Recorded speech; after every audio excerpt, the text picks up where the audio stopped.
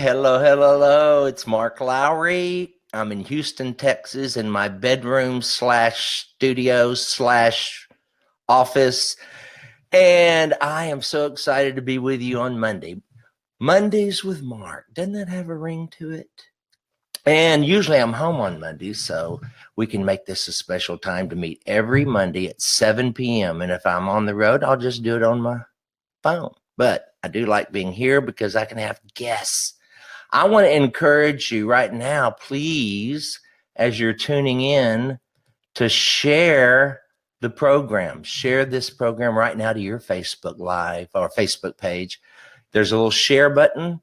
And if you will hit that share, maybe all your friends might want to join us because we're going to have Reba Rambo and Dony McGuire. They're already in the lobby waiting. They can hear me, but I can't hear them. I see them, and I'm watching them. They could get up and leave any minute, and I'd be very upset. But nevertheless, here we are. It's Mondays with Mark, and I'm so glad you've joined me. Please share the program. Hey, have you been watching Attitude of Gratitude? Every day. Remember, January 1, I said every day I'm going live. Not live, excuse me. I'm going to make a video. And so far I have. And I'm a few days ahead. I get ideas and I go ahead and get ahead. That way I'm not, at the last minute scrambling for something to be grateful. Listen, I don't have a problem being grateful. Don't get self-righteous on me. All of us are grateful and we're grateful every day. But make a video about it. Why don't you? Well, I am every day. And it's a discipline, which I've never had. I've never been disciplined about it. I have been disciplined many times by my daddy. But attitude of gratitude every day. I'm trying to find something to be grateful for. And what I really enjoy is you putting your comments below each one of those. I read them and I'm getting ideas from them. And I'm going to use some of those and give you credit for your because I think I didn't think of this. See, I'm not only helping you hopefully think of things to be grateful for, you're helping me. And so I'm thankful for that. Attitude of gratitude. Make sure you have liked my Facebook page so you can get those, I guess. And I want to tell you, let me pull up my graphic. Look, y'all. I'm going on a cruise March 23rd through the 28th of 2019. Now, if you save your money, you can go with me. If it's because, I figured it up. For the smallest cabin, if you save $56 a month between now and then you're home free. I don't know if that really works or not, or if they would take payments like that. I don't know. But anyway, I'm just going to. I'm a hired hand. No, actually, it is my cruise, Mark Lowry Spring Fling Cruise. But I'm, got a company doing it because I don't know how to do all that. I just show up. I don't even know where I am half the time. I have to look at my own tour page to know where I'm going. What am I doing here? Hold on a second. Oh, I want to wait. Where's my agenda? Hold on. Please share. Attitude of gratitude. We talked about that. See, I made an agenda, y'all, because I have ADD. You know that. And then the cruise. Okay, here's the one for the cruise. We're going on. If you go to marklowrycruise.com, you can learn more about that. And let's see, what else are we going to talk about? Oh, I'm going on a tour. Weekends. Let me tell you where I'm going to be. I feel like David Letterman. I'm going to be Thursday, February 22nd. I'll be in Montgomery, Alabama at the St. James United Methodist Church. And then Saturday, February 24th, we're going to Wabash, Indiana at the Honeywell Center. Been there many times. Love that place. March 1st, Abilene, Texas at the Paramount Theater. I'm going to be in San Angelo on March 2nd at McNeese Convention Center. And then I'm going to be March 3rd, Saturday in Waxahachie, Texas at the Hagee Center. And then March 8th, I'm getting ahead, but March 8th, Albuquerque. March 9th, Tucson. March 10th, Phoenix. March 16th, Tulsa, Oklahoma. And March 17th, Branson. So if you go to marklowry.com/tour, you can learn more about that because I have to do the same thing. Let's see. Let me get rid of this. Hold on. This bye-bye Caribbean cruise graphic. Hey, Sad news, y'all. Tracy Stuffle of the Perrys. He went home to be with the Lord. I believe it was night before last, like 2:54 in the morning, I think.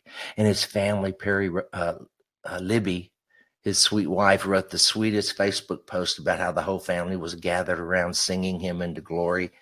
And then when they realized he was gone and he got his new body, the singing and the crying broke into praise. I mean, listen, we don't suffer as those who have no hope. You know what I did when Mama left? I just pretend she's going on a trip. She's on a trip and she's coming back on a white horse. That's the only difference. And I'll see her again. Thank you all for, hey, Kevin Lowry, when are you coming to Canada? I don't know. Paul Crisp, I really want to, let's look at some of these comments. There's Kevin. Thank you, Kevin. And Paul Crisp, thank you. I don't know what you said. I really want to see you May 24th. Okay. I'd love to see you too. Branson, that's near you. John and Vicky Ford Dancer, y'all need to come.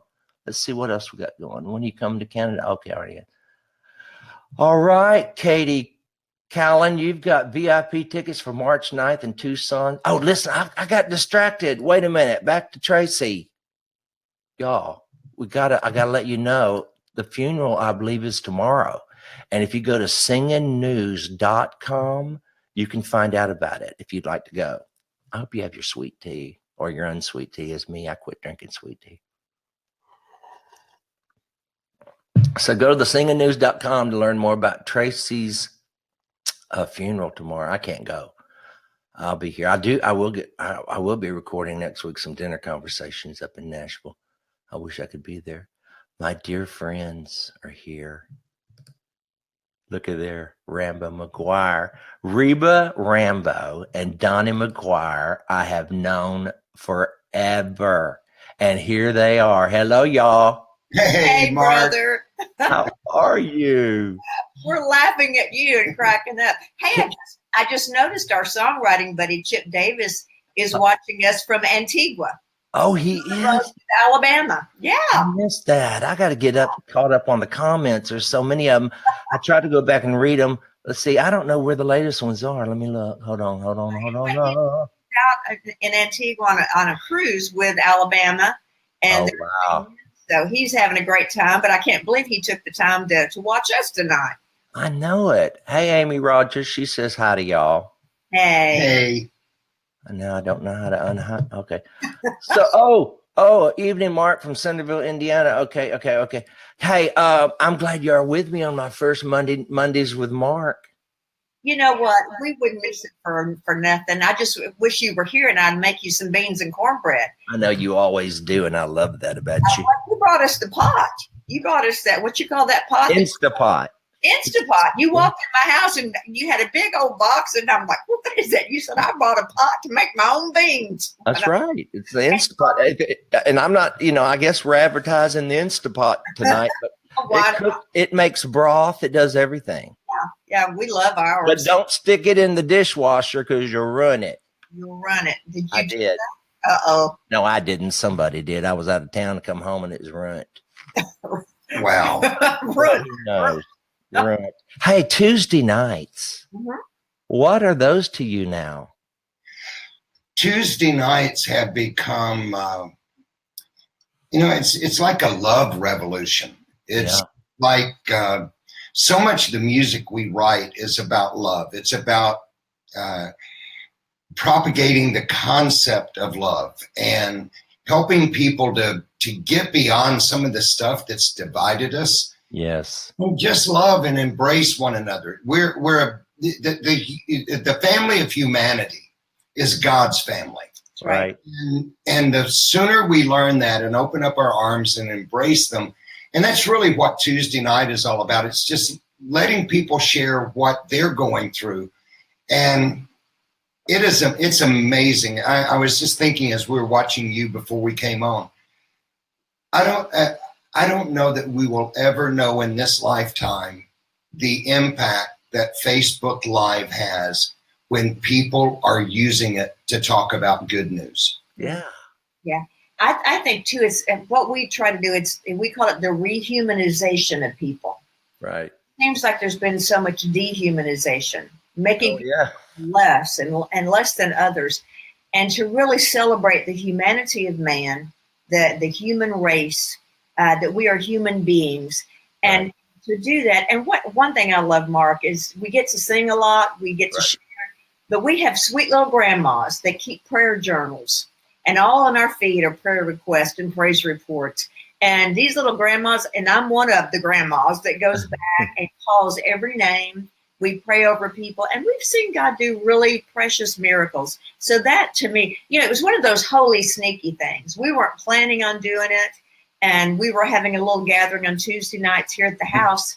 And Dan, that works for us, said, "Hey, let's just go live tonight." And I didn't even think about it. If I thought about it, I might have said no. But I said, okay. And that first night, we had 5,000 people tune in. And it just has grown and grown. And through the week, people watch it. And, it's a blessing. It's a blessing. And it's just cornbread and buttermilk. It's just take your shoes off and sit a spell. It's not any fancy thing. But I think that's why some people, it really speaks to their hearts. I love it when y'all sing the hymns. Yes. I miss the hymns. I do too. And or either I love it the night we do Mama Dottie songs. That people love that too, because she is a modern day hymn writer, really. Sure. Yeah. So that's fun too. We like it when you show up too. I love it. Well, I'm going to be with y'all in a couple of weeks, I think. Let's see. Yeah, a couple of weeks on Tuesday night. I'm going to be there because I'm going to be in town for something else. I don't remember. Right. And then we're going to write. Yes, we are. It's the end of February. It's the last Tuesday of February. Yeah. Okay. You're with us, and we're going to do some writing.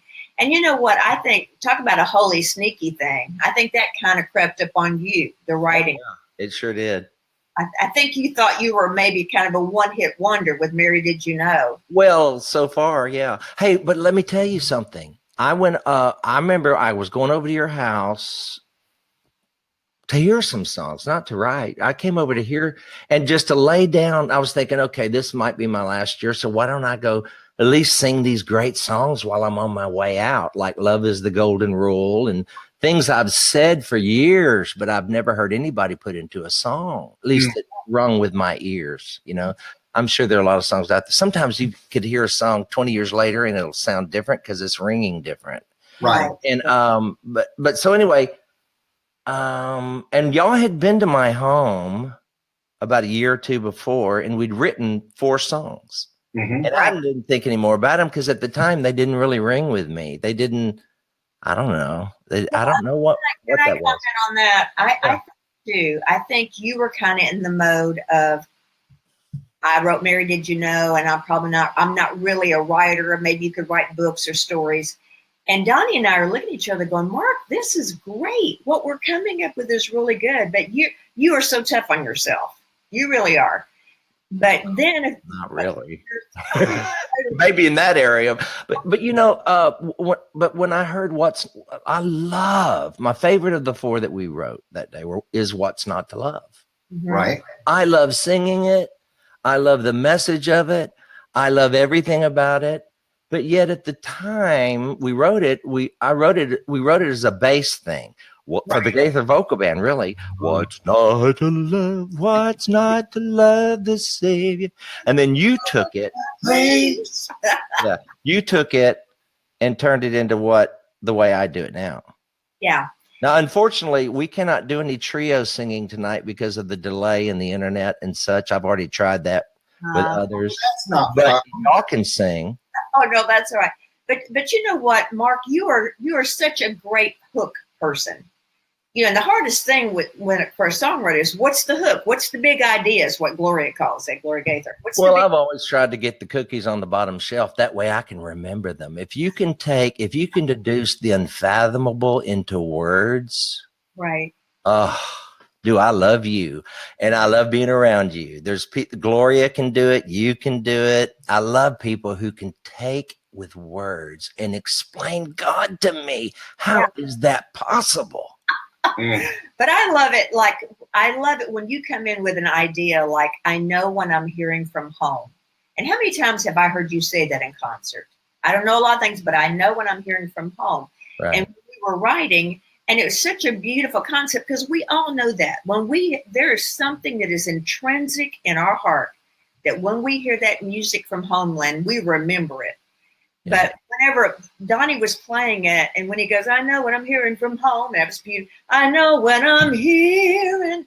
When he went up to that chord, you and I both, our eyes were big as saucers, like, whoa. Because it was this, not just the lyric of home, but it was the music. It pushed the button in us. And that's why I love writing with you, because you walk in the room and you got something to say. You know what you want to say.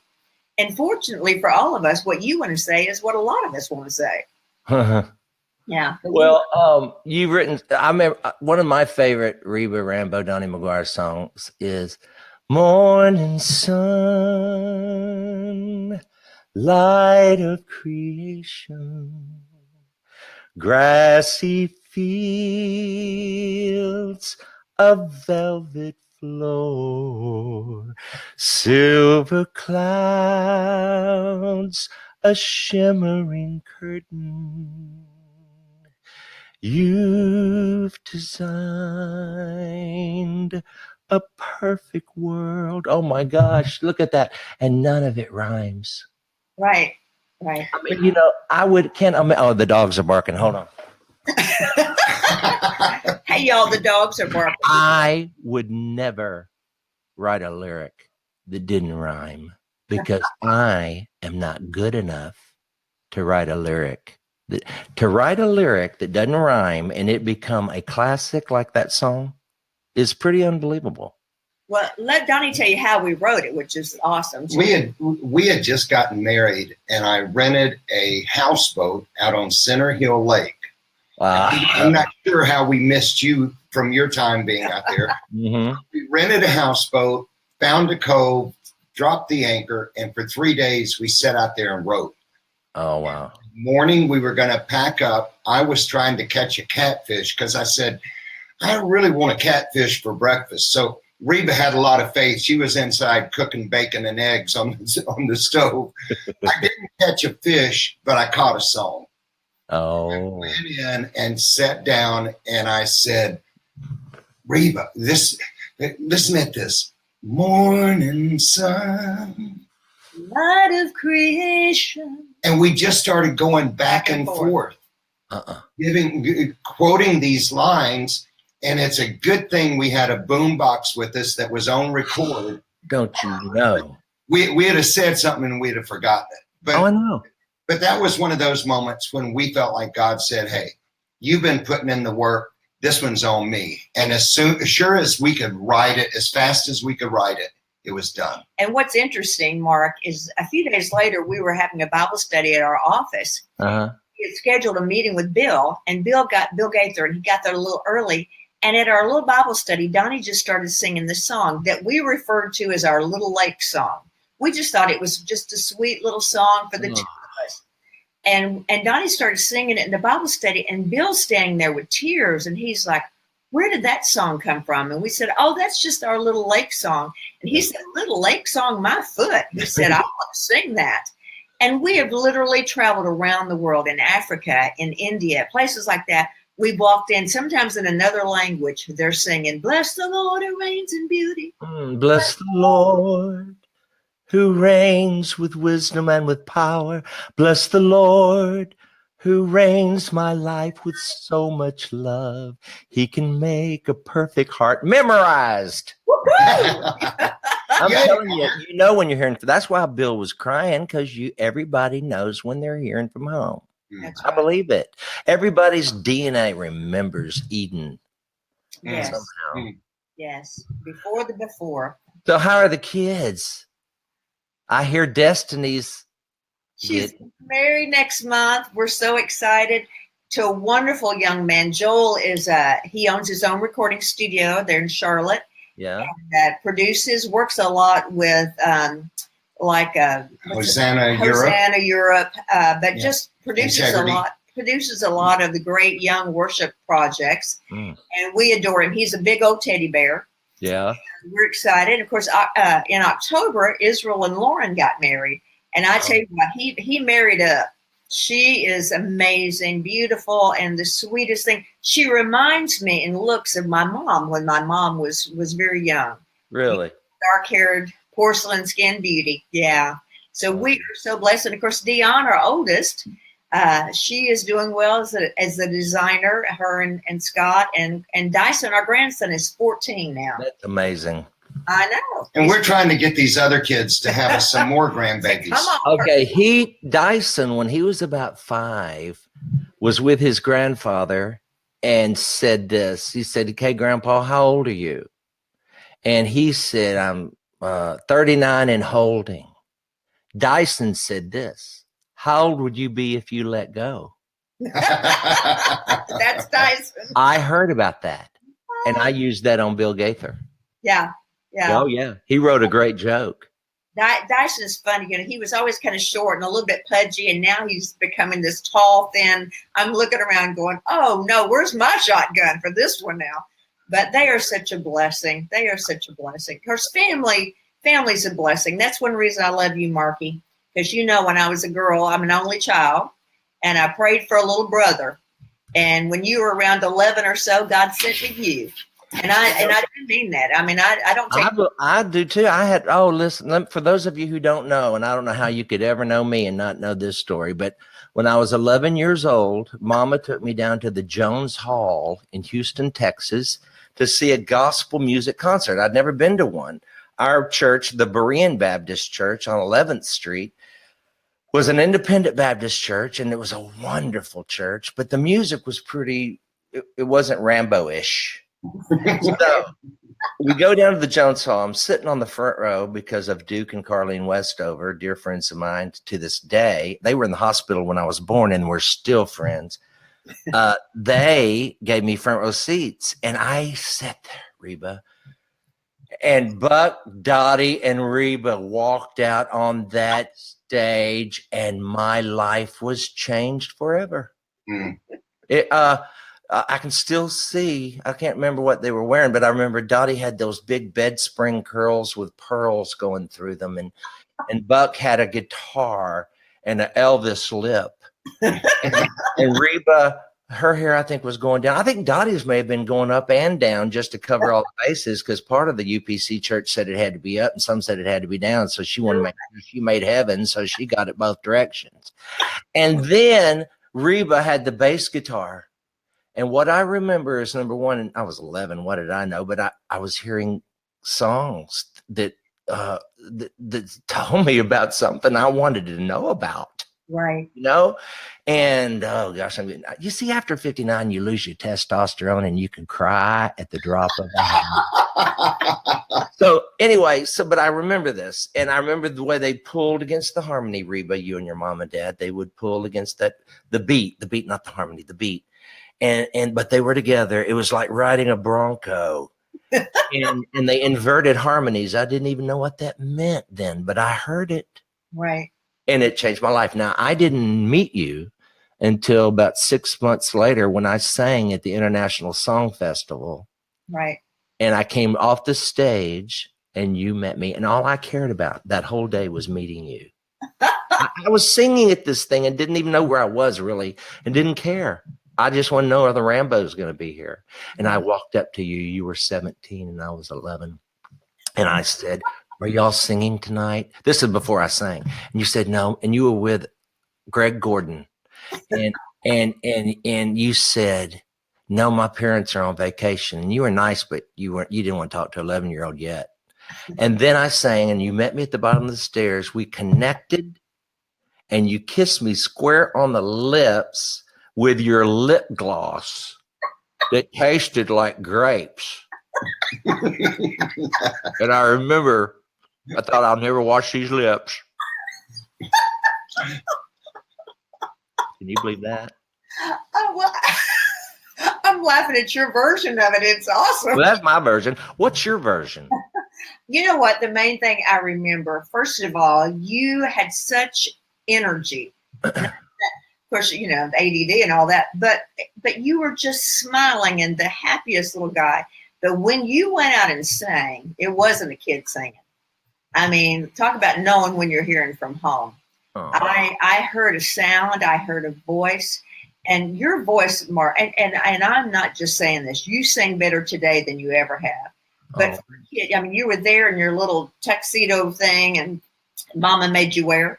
Oh, Uh, she did. She did. yeah. But you know what? We did connect, and Diane and I've laughed. When I got my driver's license, I just got my license when I met you. You were the first person to drive along with me in a car. Now that was a scary thought. I didn't know that. Driving and you being in the car. You'd come over to the house and Mama make biscuits and stuff. Oh yeah. It was like I looked at you and I thought, I remember you. You know what else I remember? Oh, I love that thought, Reba. I'm sorry, but you know what I remember is you washing your falls in the bathtub. Do you remember that? Oh yeah. Well, I always back then had really, really long hair, but I didn't always want to tease at this part. Now this is just what happens to my hair when I let it dry. Right. But I didn't want to do the teasing thing, so I had these little fall things that would go in here to add height in the crown of my head. Well, let's talk about songwriting. I know there's a lot of songwriters. Hopefully there are a lot of songwriters, and you, of course, come from the legendary Dottie Rambo. You had I love the story about you writing a song and going to your mom and playing it for her. Tell that story. It was my first real song, because my first song we don't talk about. It was called "What Is a Booger." We don't go there.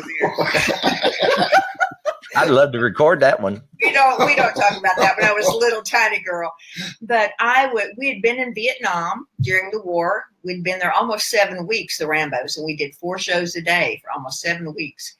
And when we came home, I had been so moved by what I saw and experienced that I was learning to play classical guitar. Greg Gordon was teaching me. And I wrote my first little song called "Keep on Marching Home," which was the metaphor of a Christian and a soldier, and had 3 minor chords. But I was so nervous showing it to Mom and went in with fear and trembling and sang my little song. And she was very sweet, and I think had a little tear in her eye, Yeah. And then she said, "Baby, would you like to hear what I'm working on?" And I said, "Sure, Mama." And I handed her the guitar, and she sang "If That Isn't Love." Oh my And I God. just thought, I'm quitting. There is no way. After that, are you kidding? I'll never write like that. Did she ever critique any of your songs like that? She was pretty kind. Looking back on some of the things I wrote, because most writers, the first 20, 30 songs you write for most writers are not going to be great. It's a process. It's like learning the piano. The first songs, you don't play Rachmaninoff. The first songs you play Mary Had a Little Lamb, and you miss 3 notes. Right. But the same way with songwriting, Jesus said everything in the kingdom's as a seed. So it's all going to be like that. And people, for whatever reason, when you meet people on the road who come up to you and say, "I've written lyrics," they'll say, "How do I find someone to write music for them?" Or vice versa. Right. I don't know what to tell them. Well, usually I usually say the miracle may be in the house, meaning your church, that there may be somebody comparable there. If you're starting out a lyricist, maybe there's a musician, because 2 is better than 1. And a 3-chord strand is not easily broken. There's a power when you and Dony and I get together, the 3 of us. But that's, most Broadway shows, most great musicals were not written by one writer. Because usually, most of the time, a person will be stronger either lyrically or musically. But usually, I tend to believe that usually it's someone close to you that is learning their craft.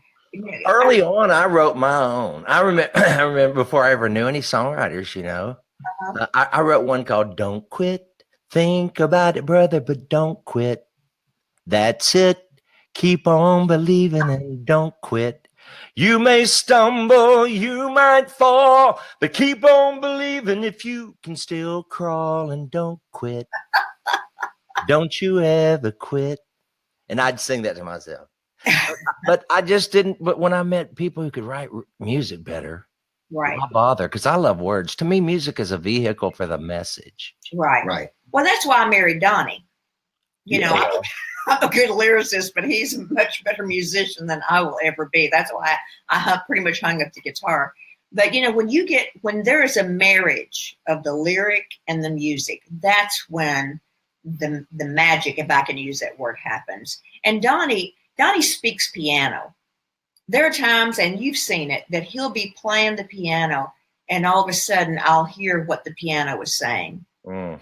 And that's but nobody, we wrote a song day before yesterday with Chip Davis, and he started playing, and Chip and I both went, I mean, it just began to pull from us. Really? Just to hear what he plays. It's like a key that unlocks the words. Don't you love that? I do. I do too. I know. Well, thank y'all for being here. I guess we're done. Unless y'all can think of something else. Hey, let's look at some questions before we go. Y'all want to? Sure. Because the people have written, amen, never. Oh, look, Lori O'Connor says, amen, amen, never give up. Let's see. Bruce and Font, awesome. Thank you, Bruce. Diane Turney, we're glad you didn't quit, Mark. Thank you. I'm glad I didn't either. What would I do? I've often thought, what would I do? I'd be somewhere saying, you want fries with that? All I know how. We're so glad you didn't quit, Mark. Oh, thank you. Let's see. Who else is? Let me look at some others before we go. Wish you three had a concert closer to Kingsport, Tennessee. Well, thank you. We wish we did too. But we love singing with you. I love singing with you guys. Here's Priscilla Bacon Thompson. Wow, now finally I know where that beautiful song came from. Heard it so much in my old church when I was a kid, but never knew till now. How awesome. Wow, that is awesome. That Don't Quit. Yeah, I sang it a lot. That's back in the day when I wrote Too Big to Miss about David and Goliath. Right. Mark, Mm-hmm. we were in a meeting with a couple young guys that wanted to come on the road with us back in the early 90s. Yeah. And so we're sitting at this nice restaurant, and one of the guys sitting beside me, we're talking about music in their church. He said, there's this song. My sister used to do it every Sunday, and she would do it 2 or 3 times to where I just hated it. And I'm like, really? He said, well, what song was it? And he goes, it was something, bless the Lord who reigns in you. And so I just kind of sit there and I said, Reba and I wrote that. And he goes, no, you didn't. Bill Gaither wrote that. You always played it off the Gaither Trio record. Oh, Gabriella Gavra says, Shelter in the Arms of God is my favorite Dottie Rambo song. Love, love, love that. And Reba, you're the one who sang that that verse. I sure did. After Mother wrote that late one night on the beach, her and Dad were walking down the beach in Florida, in Pensacola, Florida. And we'd been in a three-week revival, and they were exhausted. And some people got them a little place on the beach. And they were walking down late at night, and Dad was far away from Mom, and all of a sudden she felt a hand on her shoulder. Oh. I feel the touch of hands so kind and tender, and they're leading me in paths that I must try. Oh, And I have no fear, for Jesus walks beside me, and I'm sheltered in the arms of God. Oh, is that all we're getting? Hold on. Oh, I was trying to figure out how to get you on. I had just y'all up there while you're singing. I'm learning. I'm over here in Houston, everybody, on my Macintosh, learning how to do all this so we can get together every Monday, hopefully at 7 p.m. and just talk about what we're grateful for, what's going on in our lives. I'll read your comments that I did because they go by so fast. What are we going to do? They go by fast. And I love you all. Thank you all. I love you, Reba and Donnie. We We love you, Mark. buddy. You're awesome. Thank you for having fun. us. Thank you for allowing us to be a part of your life. And thank you for sharing our Tuesday night at the river every Tuesday night at 6:30 on my Facebook. That's right. Let me put it on here. It's Facebook.com Reba Rambo McGuire, all one word. Mhm. And it looks like this. Hold on, I'm gonna put it up before we go. Looky there. There you go. That's kind of hard to read. You're so faithful to share that every Tuesday night, and you don't know how much that means to us. And we're so great. Tomorrow night, by the way, we're going to have some great musical guests, so they want to be sure and tune in if they can. Yeah. Can you tell us who? Well, first of all, we've got a dear friend, Joshua Mills from Canada, who really does walk in a prophetic type thing. I use those words sparingly. But he really does, and he leads worship. Becca Shea, we've got several that are coming that he's bringing that are wonderful singers. So it's going to be fun. We'll still be singing too, but you never know who's going to show up on Tuesday. Kind of like Mondays with Mark. You don't know who else is going to be there. Right. We don't know. Hey, someone's screaming at me. Mark, please respond. Thank you for being a blessing. Well, thank you, Chad Brock. Don't scream at me. I love you all. All right. Good night, everybody.